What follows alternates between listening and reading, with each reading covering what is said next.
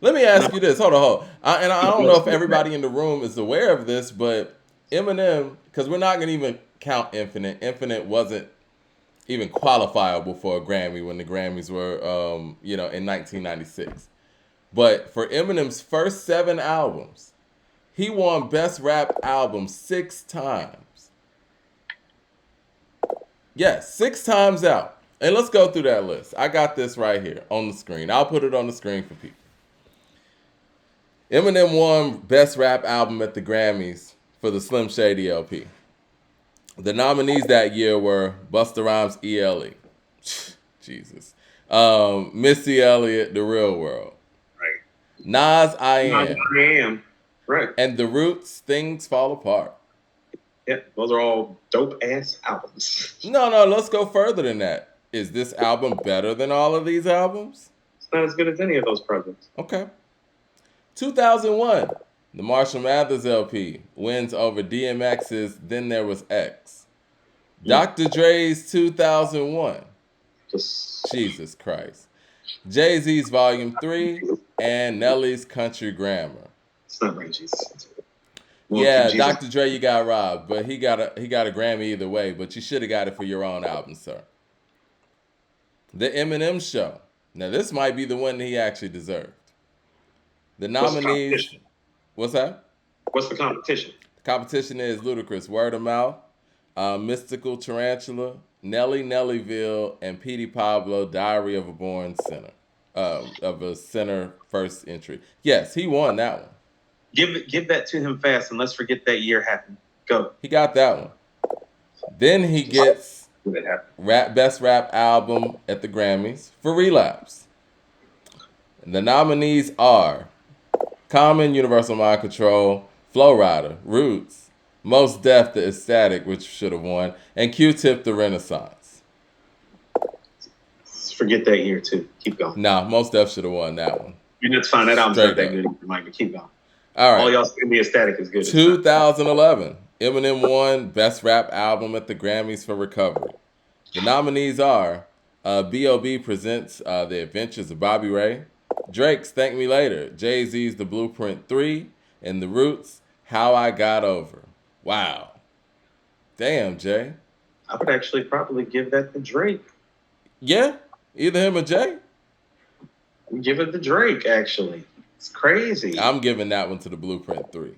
You can do that if you want to, Mike. But in the streets at the time, thank No, me I later. feel you. Drake. No, I'm not mad at that. I'm not mad at that. But it ain't no damn recovery. Well, recovering from hearing all this. All All right. right. And his sixth best rap album at the Grammy win was the Marshall Mathers LP2. I can honestly tell you, bro, I can't name 2 or 3 songs off of that album.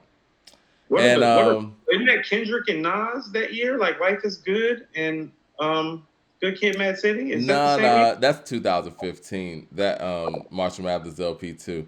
I don't know. They might have skipped him up or so. I don't know. Anyway, the nominees are Iggy Azalea, the new classic, Common, Nobody Smiling, Childish Gambino, Because the Internet, Wiz Khalifa, Black Hollywood, and Schoolboy Q, Oxymoron. Q. Of course, Q. So Better all those certain other people who projects put together. deserved Grammys never were able to win that. Because let's just keep it real. That best rap album nomination, and they did it last year, where Freddie and those guys were nominated, and that's what Nas won for King's Disease. That's a hip hop artist's only real chance of getting a Grammy for the most part. If you're not super crossover, And they gave it to the most popular artist. no, I'm just saying he took up 6 of these spaces. 5 of them he didn't deserve. Yeah, so those are the things that he gets that he doesn't deserve. It's not his fault. So it's like that's what I'm saying. It's just like and I Doesn't get matter everything if that's it's his just fault or not. Coop, it's taking from the no, culture, is it not? It's no, no, taking. no, Schoolboy no. Q Okay, doesn't have a Grammy because he was in the category, and it wasn't because he didn't have the better album. no, no, no. Mike, Lord have mercy. That starts off oxymoron is like better than no. I'm thinking about blank face. Oxymoron's the one that's got collard greens and the joint with Yeah, chains on it, and it yeah, shit hard too. Yeah. yeah. Um. And Childish Gambino, yes, is criminally underrated. That was a really dope album for him. That was a breakthrough moment for him, actually, as a rapper. It's a dope album. Still not better than Oxymoron. No, But but it's better than oh yeah, Marshall that's the Mathers one that got LP studio two. on it. It got studio on it in collard greens. Like that had bangers on it too, like hits too. Exactly. Like no, I get what you're saying, Mike. All I'm saying is that we need to start partitioning out some of the blame to the powers that be as much as because he's the recipient of all of this, and for the most time doesn't say anything about it being inaccurate or misappropriated. So yeah, there's something to be said for that. But what I'm saying is that well, he doesn't control the fact that the Grammy has given him 6 Grammys out of his first 7 albums. Did you say 5 out of 6? Whatever you said, whatever ridiculous He thing won is. Best Rap Album 6 times at the Grammys for his first 7 albums. First seven He's not even albums, he won Best Rap Album at the Grammys 6 times. So damn no, near every year that Eminem came out, they say he had the best rap album. So no, let's look at and all that's these the years. So atrocity. No, 1999, they're saying he had the best rap album. The year 2000, they're saying he had the best rap album. 2002, he may have had the best rap album there, but I'll still give it to the Fix. They're saying he had the best rap album. 2009, they're saying he had the best rap album. 2010, they're saying he had the best rap album. And 2014. And honestly, when we sit here and look at, let's just say somebody didn't live it, right? And he gets in the Rock and Roll Hall of Fame. You see all these consecutive wins in best rap album category. Someone looking at this on paper is like, yo, this man was dominating the rap game. well, Mike.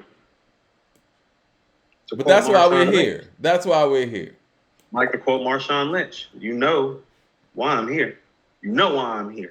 I want to give a shout out to Ray Rounds. Appreciate the super chat. Y'all can also hit up the Cash App and stuff too. He said, if both of you were the only 2 people on the Inaugural Hip Hop Hall of Fame committee, who would be the first 50 inductees? Can you gentlemen do a show on that premise? 50? I think you got to start with the DJs and, kind of work your way up. But yeah. First of all, we're going to have to probably partition that off into segments and get into the cultural aspects of it that started before MCing. So we're actually going to have to start with the graffiti artists. And then after we get to the graffiti artists, we need to get to the break boys. Then we get to the DJs. And then we get to the MCs. If we're going to do it. So if we're starting with the graffiti artists, man, I'm putting Cornbread in there out of Philly. He doesn't get enough credit. And, I want to know more about his story anyway. I'll be looking for little bits and pieces of his story. It's hard to find. But, I would say like inaugurally, just like 5 elements of hip hop should be incorporated. So should probably choose 5 from each. Yeah. Yeah. That's how I would do it. Man, we got 4 thumbs down on this live so far, man. People ain't feeling my opinions on Eminem. I expected that. And this conversation isn't for the meek at heart, man. We just keeping it 100, man. Let's just be all the way real. No. People need to understand that it's like, I want you to understand a whole institution, a whole viable institution or supposedly viable institution changed their whole rules about him. And that's not fair to everybody else that's contributed so much to this culture and quite frankly means so much more to this culture than he does. He's still a dope MC, but 5 thumbs down. Yeah, like you said, they changed the rules. Yeah. Isn't that indicative? What does that remind you of? Well, here's what I'm saying is that because here's where the changing of the rules becomes problematic, because here's what you're saying again. These institutional practices of bending the rules for their own while keeping us at the gate waiting forever to look over. This is systemic and institutional in terms of the racist part of it coming into play. The systemic racism of it is coming into play with them doing this and changing the rules. So everybody that's putting their thumbs down, you're putting your thumbs up for the systemic racism that's currently going on. So don't think that you're some sort of torchbearer or keeper of this culture for those of you putting your thumbs down right now.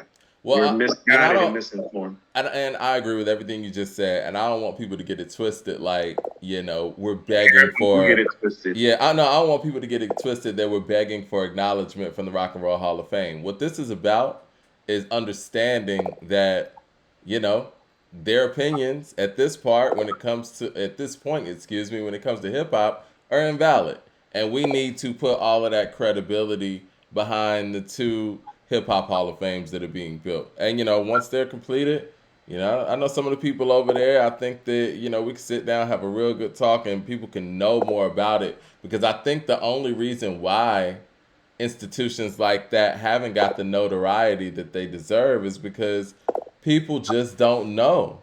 I mean, Right. the Rock and Roll Hall of Fame is a huge institution and a machine, and they'll get Good Morning America coverage and all of that, but people need to know what is really going on, and we need to let go of some of those institutions that just are straight up invalid.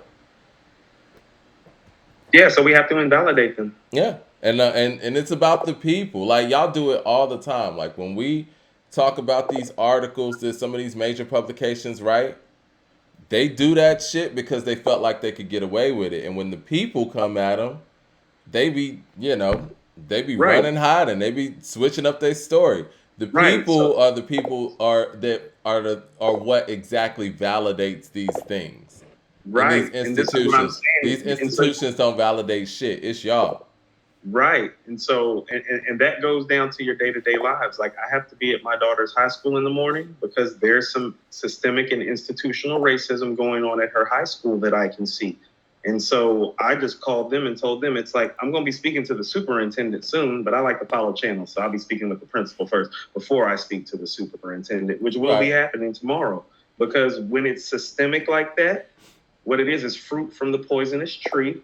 And you got to cut that shit at the root and dig up the tree Yeah. and burn And again, man, the for the root. Eminem fans out there, and I mean everything I've said as a hip hop fan, this is nothing against Eminem on a personal level or whatever. But when you're being used as a Trojan horse for things that aren't positive for our culture, I'm gonna have to call it out. And it's not about him. If he did the work and he made an Illmatic and he made this and that, more power No, to him. You know what I'm saying? no, Like, no. That's the part that makes it systemic and institutional racism is the fact that we can't point to anything that says the rule's supposed to be changed for him. Like, how about this? yeah, It's like if they made Jay or Nas eligible like 2 or 3 years early, be like, oh, but he made Reasonable Doubt. He made Illmatic. I kind of get it. Like, it's kind of special and a really, really special piece of the culture. yeah. He doesn't have any of that. What he has that we can see is his whiteness. And so that makes the systemic and institutional racist part of it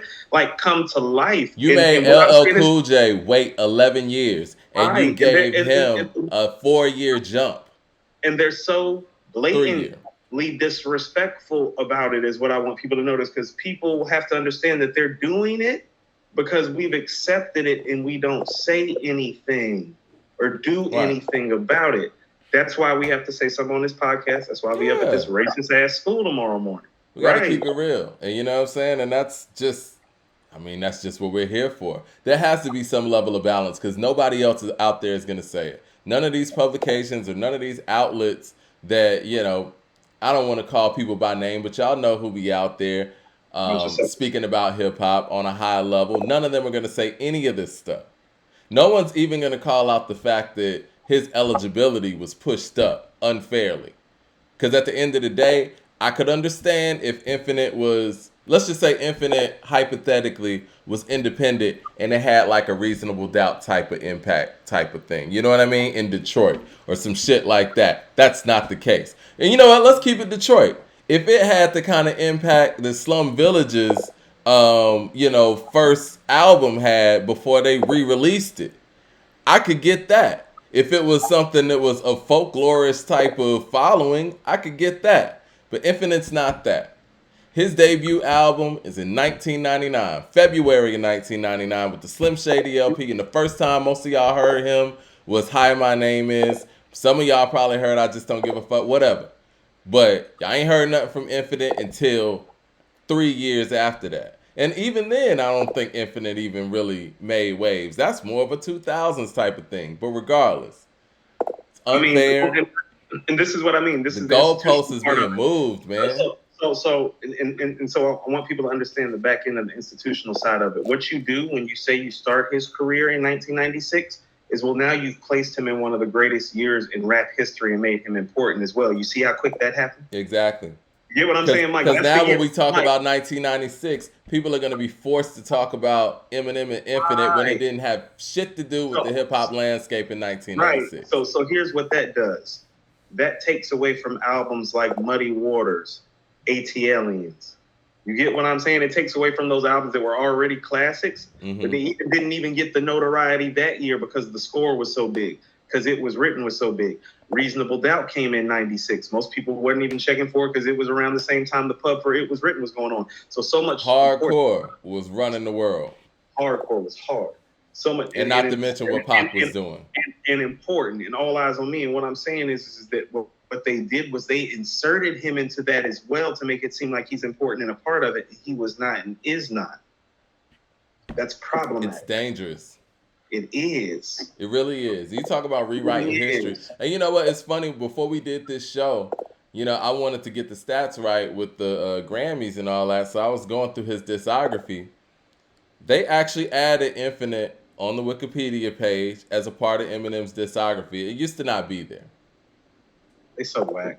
I mean, rewriting history as you go, but again, it's on us to correct that as it goes. And we try to be as fair and balanced as possible, man. I know I come across as an Eminem hater, and sometimes I go over the top with it, but this is why. Because I've seen this from the beginning, that the goalpost has often been moved for this particular artist, who is not doing anything that is extremely, more advanced than his counterparts. See, what this really is like, it's kind of like what W.E.B. Du Bois speaks to in The Souls of Black Folks, about how Black people have to live behind the veil and have to live a dual-sided life. But for white people, they just get to live one white life, one way all the time, no matter what they do. This is an example of that. This is an example of somebody stepping even into a Black culture and just getting to just kind of walk through the whole way and like held up, and all I'm saying is that, if you want to say that he's a dope rapper, you should, because he's a dope rapper. It's the way that he's held and the way that it's just kind of passing transition through. He doesn't have any veil or double-sided or duality to deal with because of his whiteness, even within this culture. And that's why it is so troublesome how not just these institutions do it, but how we allow it. Because, Mike, I don't hear anybody else talking the way that we talk about these things still. That's part of even what's the more troubling part. And I'm not saying you're over here cooning or shucking and jiving, but you damn sure keeping your mouth closed like a sucker. We're going to say that. Well, we know at the end of the day, and I've told you before that I feel like Dr. Dre, I feel like Dr. Dre is probably the most powerful individual in hip hop, right? I think that everyone treads lightly when it comes to Eminem on a political level, and they know that his fan base is strong and they need a lot of his fans. So I don't expect the artist to, say whatever and this and that, but I don't think that Eminem should have ever been ushered into that top 5 discussion I don't think there was any validity to it. Do you think that ever should have been a discussion, that Eminem's in top 5 contention all time? No, but we allowed that. That's why I'm saying I never did. But when I said something, I was you're right. You didn't, but what I am saying, and so we've had this conversation before. That's why I was talking about the cosign so much. It's like, well, he made unsigned hype. Well, Dr. Dre picked him up. Everybody co-signed that and just took it as it was. Now, you're one of the people that are in the minority of that. You didn't just take it for where it was. You were like, I don't know. Let me hear the Illmatic, the Reasonable Doubt, the Ready to Die.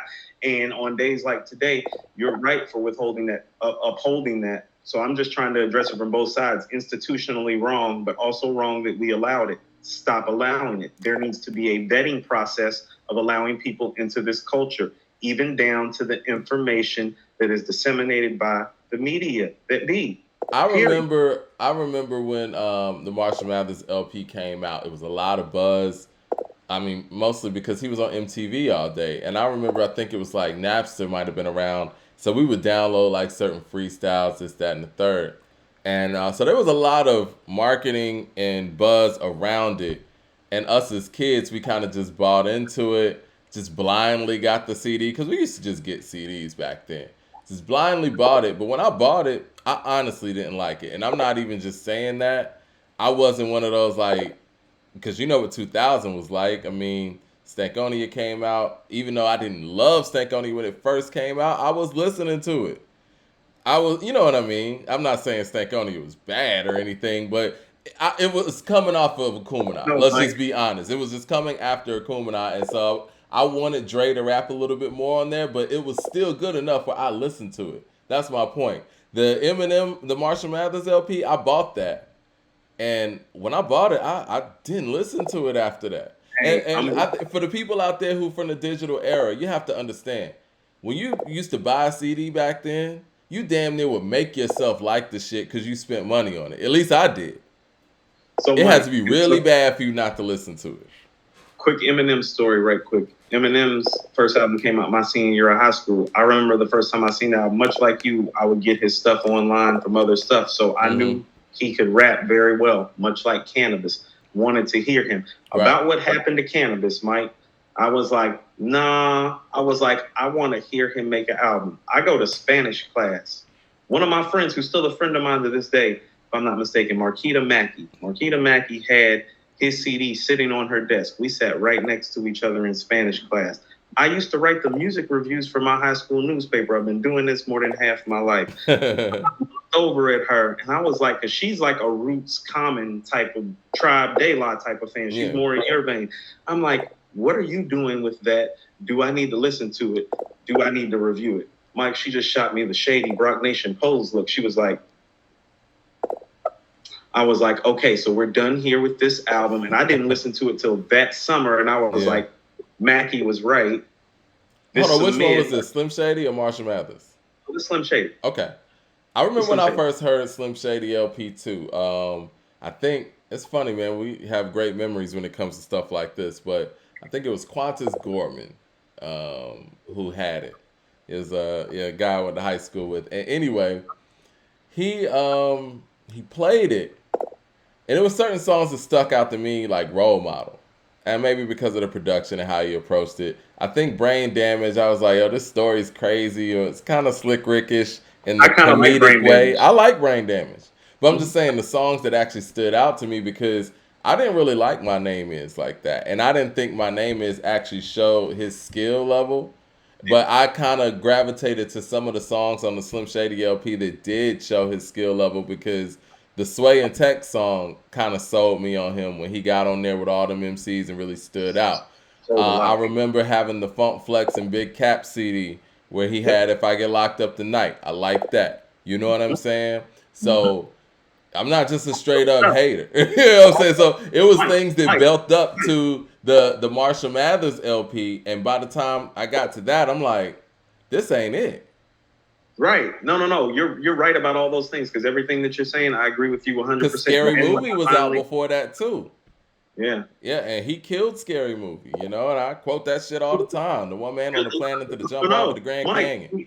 Mike, he was killing stuff up before the album, but about what happened to Cannabis, who was killing stuff up before the album, I was like, oh no. I'm like, that's the dude that beat Cannabis in the Rap Olympics. I'm like, I want to hear his project because the dude you beat couldn't make songs. And on the first album, I heard somebody that was capable of making songs, but was still like in raw rap or like battle mode, which was like cool, but not dope for a whole album.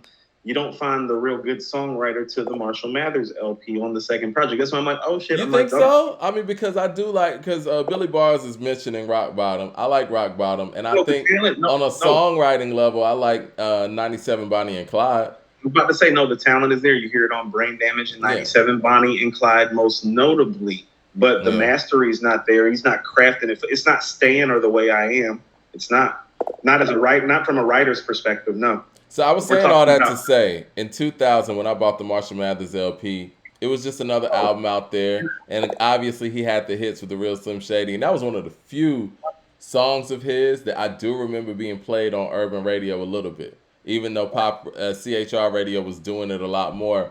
But with that being said, in 2000, what was going on as far as hip hop goes was Jay Z Right. with the Dynasty, right? Because he had a bunch of records out. Volume 3 was carrying over from with Big Pimpin' and things like that. We were still hearing Nostradamus. Oh, no, Outkast was doing what they were doing. Um, Ghost was running shit with Supreme Clientele. And so now, years later, when I start working with According to Hip Hop and building that, I'm seeing people talk about the Slim Shady LP like it was running shit in 2000. I'm like, wait a minute. didn't run That's anything. not what it was. But that's indicative of a lot of things that, the how chronologically things go with his career. Because it's like 10 years removed, they'll make it seem like it wasn't what it was. And you bring up a great point about that 96 thing. That's what they're doing with that. Yeah, like on the back end of it. That's Yeah. okay. But also too, Mike, can I say something else? And this is Mm-hmm. part of the technical thing, and this is part of what I mean about him being technically great. The biggest jump for him from the Slim Shady to the Marshall Mathers LP is his flow and his delivery. You can tell on the Slim Shady LP that he's fresh off the block and hasn't been used to recording all the time. No, I'll give you that. He's a little offbeat on that album sometimes. He And found because he found his flow in his lane on the Marshall Mathers LP. found his flow in his lane on the Marshall Mathers LP. And it's like, because here's the thing, part of why the Eminem, part of the reason why the Slim Shady LP sounds awkward to me is because he sounds awkward to me. Like, not comfortable all the time. He's very, very comfortable in Marshall Mathers LP. That speaks to work ethic. I'm like, oh shit, like he been in the like working on getting what he does together in studio flow time. He's like, oh shit, I can't do that outside on the corner and here the same way. I need to figure this shit out. And so there's some work ethic that comes with that to get to that point. And that's why I do like the Marshall Mathers LP so much, because I can hear the jump in the work ethic too. It's like, oh no, he's already dope. He's already nice. He worked at it because he heard what I heard, which is that you was a little offbeat because you probably wasn't used to rhyme. Mike, you know what it is when you cut it on in the studio? It's a little bit slower than the way that you heard it in your headphones or when you was riding around to it in your car. Right. What do you think about the Marshall Mathers LP beating out Dr. Dre's 2001? It's blasphemous. Yeah, I mean, when you got songs like Still DRE, you got The Next Episode, and don't get it twisted, Forgot About Dre is on Dre's album, not M's.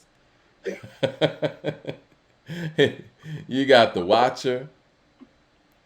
You got Everybody. Explosive. Everybody know. Mike, everybody know. Everybody know. There's some people that prefer 2001 to the original Chronic, and I don't argue with them. It's just not as important.